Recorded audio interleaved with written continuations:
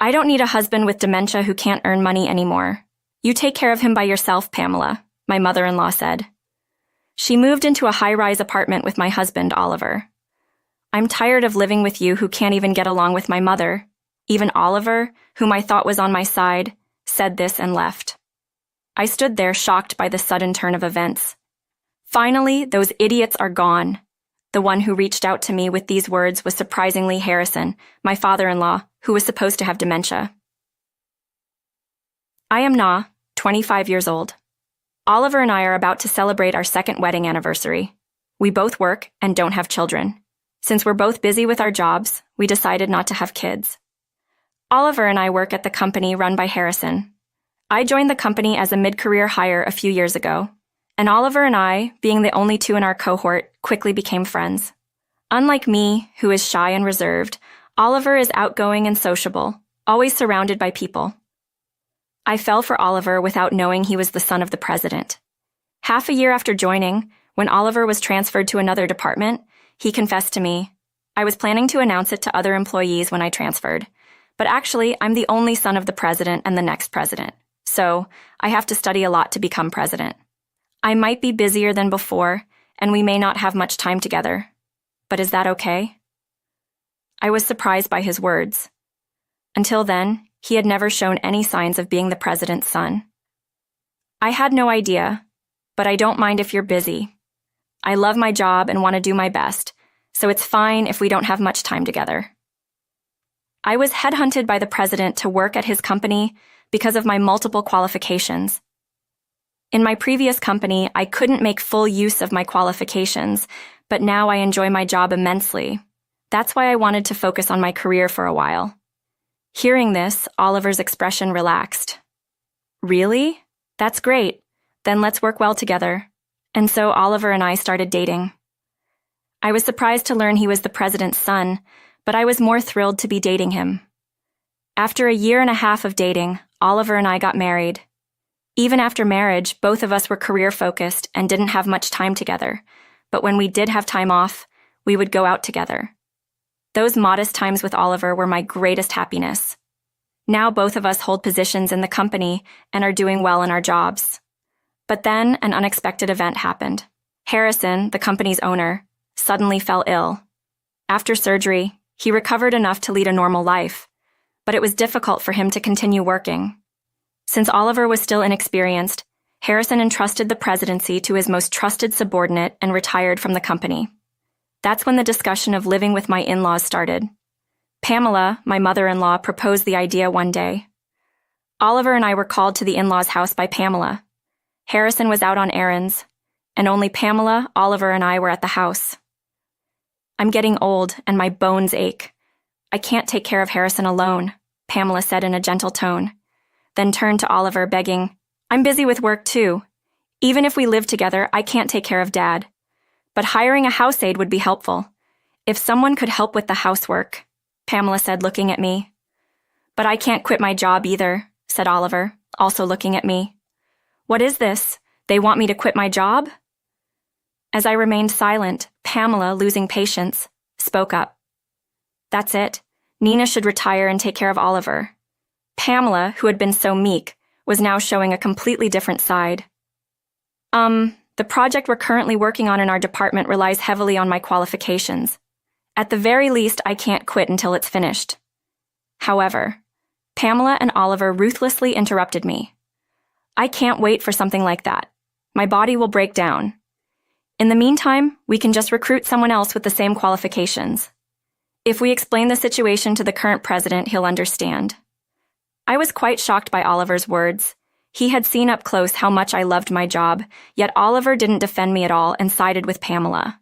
I felt a bit uneasy about Oliver's attitude. It seemed too quick for him to accept me quitting my job to take care of Harrison. It was as if he knew about this beforehand. But at the same time, I thought there was some truth in Oliver's words. Unlike Oliver, who was the next president, I was just another employee with qualifications easily replaceable. All right, but make sure to hire someone to replace me. Really, thank you. Don't worry about the rest. I'll talk to the current president right away. Pamela and Oliver's faces lit up instantly. I reluctantly tolerated it, despite my dissatisfaction with them. That's how our cohabitation with my in-laws began. And I quit my job, as they said, and took care of the house and Harrison every day. Harrison seemed to be quite considerate of me. "I'm sorry, nah, I can handle things myself. Don't worry," he'd say every time he helped. The only thing I did for Harrison was carry heavy things for him, and it wasn't particularly hard. The hardest part was the household chores. Since we started living together, I have never seen Pamela doing any housework. She goes out almost every day and is hardly ever at home during the day. I was the wife of a president after all.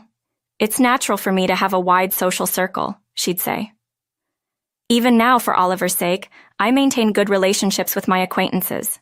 Pamela would say this and go out fashionably dressed every day. Pamela, who said she was in pain and having a hard time taking care of Oliver, could go out dressed up every day. My dissatisfaction with Pamela gradually grew. While Pamela was out, all the house chores were dumped on me. Moreover, when Pamela came home, she would complain about my chores. When Harrison wasn't looking, she'd say, "Nah, you're cleaning this area all wrong," and make me redo the chores from scratch, no matter the time. One day, after months of enduring, I finally snapped back at Pamela as she complained about my housework. "If I'm doing it wrong, could you please show me how you do it?" I asked, but Pamela responded, "Can't you figure it out yourself? Do it on your own." And she went back to her room. Feeling hopeless, I decided to talk to Oliver. "You know, Pamela seems to be unhappy with my cooking and cleaning. She won't tell me how to do it her way. Can you ask her about it?" Oliver sighed heavily. "I'm tired with work. I can't deal with Mom, and you handle your relationship with mother-in-law yourself." Lately, Oliver had been coming home less and less, supposedly busy with work. I was shocked to be pushed away by Oliver, whom I thought was my ally. Since then, Oliver became increasingly irritable at home, and our conversations dwindled. Recently, Oliver often came home drunk in the middle of the night. I pretended not to notice the smell of women's perfume soaked into his suit. I was beginning to feel overwhelmed, carrying so much stress alone. Harrison's memory was getting worse by the day. Watching him, Pamela complained disdainfully, "That man has finally become demented." Harrison's forgetfulness worsened, and recently, he couldn't even recognize Pamela or Oliver. "I had a son. His name was Harrison." He would tell me the same story every day. I felt sad that Harrison, who was so loving towards his son, had forgotten Oliver. Even as Harrison's condition deteriorated, Oliver kept saying he was too busy with work to care for his family. Pamela, as usual, was often out and seemed uninterested in Harrison. Both Pamela and Oliver, who had been so kind to Harrison when he was lucid, changed their attitudes drastically as his memory worsened. I thought I had to take care of Harrison properly, so I listened to his stories attentively every day.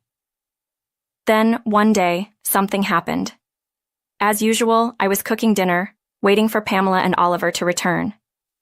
Then, the front door opened. I heard Pamela and Oliver's voices. "Oliver is back too. That's unusually early for today," I thought. As I went to the entrance, I was stunned by the sight. Pamela and Oliver, standing at the door, were both holding large suitcases. "Nah, Oliver and I have decided to move. Oliver bought a high-rise apartment in an upscale neighborhood. We'll be living there from today," Pamela said proudly, looking at me dumbfounded. "A high-rise apartment? I haven't heard anything about this. Are Harrison and I moving later?" Pamela laughed mockingly at my panic. "Oh, Nina, you and Harrison will live separately. A husband with dementia who can't earn money is no longer needed. You take care of him." I was dumbfounded by her laughing statement. "How can you say such things about a husband you've been with for years?" I demanded. "Shut up. I only married him because he was a wealthy president. I was kind only because he was making money. But that ends today," Pamela declared angrily. I felt real anger towards Pamela. It seemed useless to argue with her. Without responding to Pamela, I turned to Oliver. "Oliver, are you serious? Abandoning Harrison like this? Do you think it's acceptable?" When I appealed to Oliver, he replied with exasperation, If Mom thinks it's good, then it's fine, right? I don't care what happens to Dad. I've already been set on the path to becoming the next president. Besides, I've grown tired of you too. I'm tired from work, and all I hear from you is complaints about Mom. I'm sick of it. I couldn't believe Oliver's words. I did talk to you about Pamela, but I never complained. I only consulted you once. I haven't done anything to make you fed up, I protested emotionally. Anyway, I'm tired. I'll be living with Mom for a while, so don't contact me persistently. Oliver had been irritable lately, but he had never expressed his dissatisfaction with me. I was deeply confused by his sudden announcement of separation. You can keep all the furniture and appliances in this house since we're getting new ones. Well then, take care. With that, Pam cheerfully left the house with Oliver. I stood there, unable to comprehend, when suddenly the living room door opened and Harrison peered out worriedly. What's wrong? Where did everyone go? As I struggled to find words, Harrison suddenly spoke clearly. Those idiots finally left, huh? I looked up in surprise at his words. Harrison, what did you just say? Seeing my shock, Harrison smiled mischievously. I'm sorry, All that forgetfulness was just an act. I was lying to expose their true natures. Harrison's forgetfulness was all a lie. I was so shocked I was speechless. Calm down and listen. Both Mom and Oliver are having affairs with people from the company. I had suspected Mom for a while, but when I hired a detective, I found out about Oliver's affair too. They were always making excuses not to be at home, saying it's about social connections or work, but it was all lies. Oliver and Pamela were both having affairs, so the times Pamela went out, she was meeting her lover. I covered my mouth in shock. Did you notice Oliver's affair? Harrison seemed surprised by my reaction. Yes, well, Oliver's suit smelled of women's perfume every day, so I kind of knew he was cheating. Recently, Oliver had been spending less time at home and often seemed irritable. Plus, he had just left the house for some unclear reason. It all made sense. Also, Oliver has been embezzling money from the company, using his position as the next president. He's been spending a lot on his lover, the high-rise in Harbin, and the interiors they were talking about earlier. They're probably using that money. Harrison's words were calm, but filled with definite anger. Embezzling company funds, Oliver? With so many revelations at once, my head was spinning. I didn't know whether to be angry or sad. Seeing my expression, Harrison said apologetically, "It's understandable to be confused after hearing all of this." Suddenly, I denied Harrison's apology. Don't apologize, Harrison. You did nothing wrong. And now that I've heard all this, I can't continue my marriage with Oliver. I can't forgive him for easily betraying a son-loving father like you. Hearing my words, Harrison thought for a moment, then slowly said, If you're okay with it, there's something I want your help with. Shall we punish these two together? I nodded firmly at Harrison's proposal. Please let me help. We need to teach those two a lesson. Then, on the weekend, Harrison and I visited the high-rise apartment where Pamela and Oliver were living. I had called them, saying I needed to deliver something forgotten at the in-laws. I'm not sure what's needed, so I'd like Oliver to be at home too. I told them I was coming alone. I rang their video doorbell while Harrison waited out of sight of the camera. Oh, long time no see. How's living with Harrison? We're having a comfortable life in this high-rise. Pamela sneered at me through the video doorbell. Just open the door, please. Annoyed, Pamela snorted and abruptly turned off the video doorbell. Seconds later, the front door opened and Pamela appeared. You've become quite defiant, haven't you? That's why Oliver got tired of you. Long time no see. How's living with Oliver? Pamela widened her eyes in shock at the voice. Harrison, why are you here? Pamela's surprise was understandable. Instead of me, Harrison was standing in front of her. You're living in a nice place. Must be hard with just Oliver's salary. I wonder where all this money comes from. Pamela looked incredulous and shocked. You were severely forgetful here. Harrison glared at her as she spoke in a trembling voice. By the way, a husband with dementia who can't earn money is useless, right? I don't want to see your face either, but forgive me today. It all ends. Harrison spoke sarcastically, and Pamela's face grew paler. Was it all a lie that you were severely forgetful? What are you trying to achieve with such a cowardly trick? Oh, come on, you're saying that? Weren't you the one who lied first? How dare you deceive me and nah? Harrison's words were calm, but they carried a chilling undertone. Hey, Mom, what's going on? Hearing the commotion at the entrance, Oliver came out of the living room looking annoyed. However, upon seeing Harrison, Oliver's complexion changed drastically. Dad, why are you here then? Harrison's expression turned terrifyingly grim as he looked at Oliver. You idiot son, why did you betray Nah? Harrison, who was usually calm, yelled at Oliver with an emotional intensity that was hard to believe. I was astounded by the forcefulness of the usually gentle Harrison. Nah cared for me every day, even when you two lost interest in me. Such a good person. How could you betray her? Wait, what betrayal are you talking about? Is there some misunderstanding? Oliver, in a panic, was met with a thick envelope thrown at him by Harrison. Photos of Oliver entering a hotel with an unknown woman and walking arm in arm spilled out from the envelope. Don't think you can fool me. I've been preparing this for a long time. There's plenty of evidence. As Harrison spoke, Pamela suddenly screamed. They're photos of me too. Among the many photos, there were also numerous ones capturing Pamela's infidelity. I've known for a long time. You two making it easier to cheat by making Nah care for me, right? Right. It's over between us.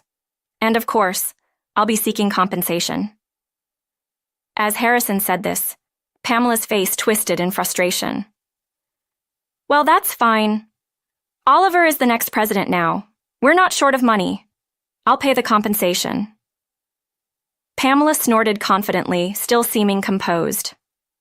Ah, about that, Oliver. You're fired as of this month. Harrison cut Pamela off with a clear statement. What?